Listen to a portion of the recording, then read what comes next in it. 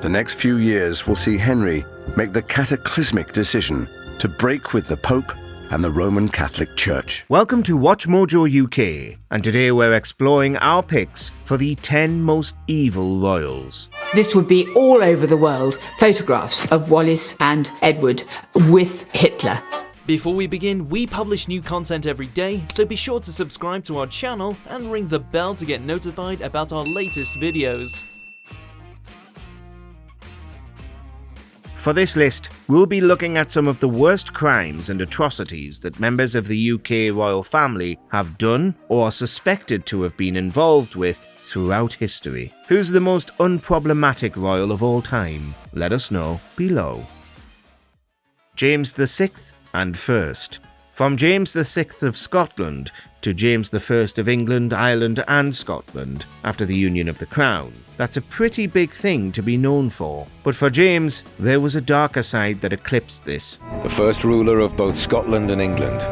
He believed that Satan and a conspiracy of witches were trying to kill him. After being inspired by witch trials in Denmark, he began watching them in Scotland. From there, the punishment for suspected witches became a lot more fatal with James's backing. James I has a reputation as an avid witch hunter and participates personally in trials up in North Berwick. Often, the paranoia over his own demise played a big part in who was accused of using magic. After making his thoughts known in the book Demonology, James took a more active role in the hunt by causing terrible suffering during the interrogations of suspects. However, after arriving in England, he sharply dropped his obsession. But James's continued interest in witch trials led him to become more sceptical.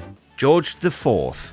When George IV received the UK crown in 1820, he was a bit of a controversial figure due to his attitude. And this wasn't helped by how he treated his wife, Caroline of Brunswick. The two had been separated for years, both having affairs, with Caroline living abroad. But with the coronation, she returned to be Queen Consort, which George didn't like. So he put together the Pains and Penalties Bill, which would divorce the duo and stop her from getting the title. Well, the public hated that idea, and after a debate in Parliament, the bill was withdrawn. Ignoring this, George still stopped Caroline from being at the coronation, but suspiciously, Caroline suddenly became sick on that historic day and later perished. Prince Andrew, Duke of York.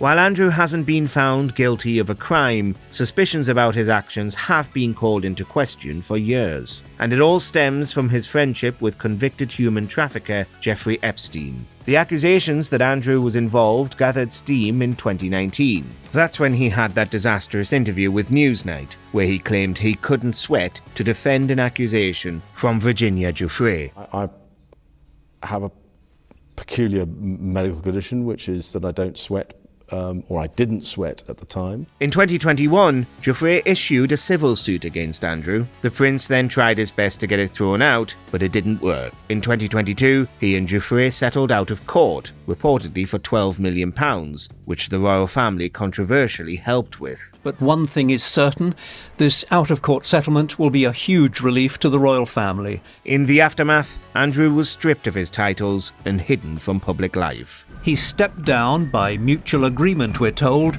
from that position and from roles in nearly a dozen other regiments. Henry VIII. It's not every royal that changes a nation's whole religion just to secure a divorce from their partner, but Henry was a unique case who was impulsive and obsessed with getting a male heir. After leaving the Catholic Church and establishing the Church of England, he went on a rampage over numerous wives. He was willing to change the entire country, even the entire map of Europe, in order to get what he wanted. After separating from the popular Catherine of Aragon and banishing her to isolation, he married Anne Boleyn. When no boy came along, Henry had Anne executed for treason and having an affair with her own brother. Anne Boleyn is executed. But Henry has already lined up his next wife. Then the next terrible betrothal was with 15 to 18-year-old Catherine Howard when Henry was 49. After a couple of years, she was executed, along with two men she allegedly had flings with. Catherine Howard's fate is clear the moment Henry turns against her. She is beheaded for treason at the Tower of London. Richard III. After the passing of Henry IV in 1483, the crown went to his son, the 12-year-old Edward V, while Richard was given the title of Lord Protector. This would give him control of the country until the 12-year-old king reaches adulthood. Straight away, Richard began wiping out threats to his and Edward's reign. Before Edward's coronation, his claim to the throne was annulled when his parents' marriage was declared illegitimate. As such, Richard was announced as king. Long live the king! Long live the king! It then becomes a bit murky about what happened to Edward and his younger brother, Richard of Shrewsbury. It's believed the two were banished to the Tower of London and became the Princes in the Tower. After that, it's assumed Richard slew his nephews to cement his reign, which only lasted until 1485, when he became the last king to fall in battle. He's brought down not by a king or a nobleman, but by a brilliant and politically astute woman. Margaret Beaufort. John, King of England. If you've ever wondered why British fiction likes to showcase John as a villain, well, they have a good reason. While his brother Richard I was off fighting in the Third Crusade, John started to plot. He got his chance when Richard was captured and held for ransom. John allied himself with France to take England's crown, but it didn't work. Richard's loyal forces defeated John's army. After becoming king in 1199 after Richard's passing, John slew his rival to the throne and nephew, Arthur. It was generally believed that John drowned him, which was the wrong way to solve the problem. Once he ostracized himself from nobles and barons in England and France, John signed the peace treaty, the Magna Carta. Well, he immediately broke the pact. This led to a battle and John's downfall. Never again will they tell me, the king, what I can and cannot do. Richard II. There's a good reason why William Shakespeare wasn't a fan of Richard. After taking the crown in 1377, by the age of 10, the king was surrounded by advisors. But they didn't have his or the country's best interests in mind. Straight away, various poll taxes were instigated that forced the Peasants' Revolt in 1381. Then Richard goes on to say he's going to devote the rest of his life to tormenting the rebels. In later life, Richard became more ruthless. He executed several former advisors and anyone that undermined his reign. In 1399, Henry IV invaded England from France. He easily unseated Richard from the throne, leaving the former king to perish in captivity. The king is forced to surrender to his cousin. Henry takes him to London, bangs him up in the Tower. Some historians believe Richard had a narcissistic personality, while others think he suffered from some form of mental illness, especially near the end of his reign. All Richard knows is fear. But without the men or the authority to back him up, he's nothing. Edward VIII. On the surface, Edward abdicating the throne in 1936 to marry divorcee Wallis Simpson sounds like something in a romance novel. But what happened after he left the UK tainted his reputation significantly. Against the government's wishes, he and Simpson visited Germany in 1937. They met with Adolf Hitler and others, taking part in the infamous salute along the way. One of the Duke's defenders said at the time that it was simply a matter of good manners.